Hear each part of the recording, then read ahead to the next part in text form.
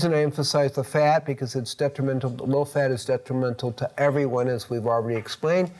But I want to emphasize the importance of protein. Your main sources of protein in the vegan diet are nuts and seeds, and spirulina, chlorella, and blue-green algae.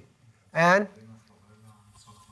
if you're cooking, you're talking about beans, legumes. Sprouts, seaweed. Okay, just hold for a second, because there's a piece of information in that. Okay, and so spirulina and chlorella are 90 to 95% absorbable. Eggs are 44% absorbable. Meat, fish, and chicken are 16, 17, 18% absorbable. Assimilation is a big point here, okay? When you cook protein, you lose 50%. So raw protein is going to give you twice as much protein, and you do these high-quality proteins, and you're getting a phenomenal amount of total protein that you're able to assimilate without loading yourself up with a lot of, hormones and higher up in the food chain.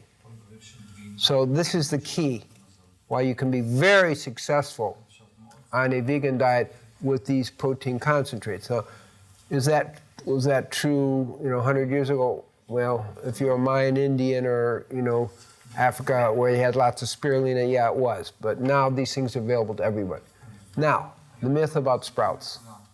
Sprouts, when you concentrate them, are very high in protein. Here's the myth that is really confusing to people. So, a pound of sprouts, if you condense it down, is how much sprouts. Follow what I just said. In other words, when you concentrate the sprouts, they're high in protein. But in reality, you don't eat that much sprouts. You have a little bit of sprouts. You have a handful of sprouts. Maybe you have 2 handfuls. That's not very much protein in practical reality. Follow what I said. But if you take a pound of sprout, that means you condense it down. And what's a pound? That's a lot of sprouts. That is a whole lot of sprouts to eat. It does have a higher level of protein, but you don't actually eat that much compared to a tablespoon of spirulina. You see the difference? So it's a myth because we don't really eat that way. We don't eat a pound of sprouts or 2 pounds of sprouts or a kilogram of sprouts.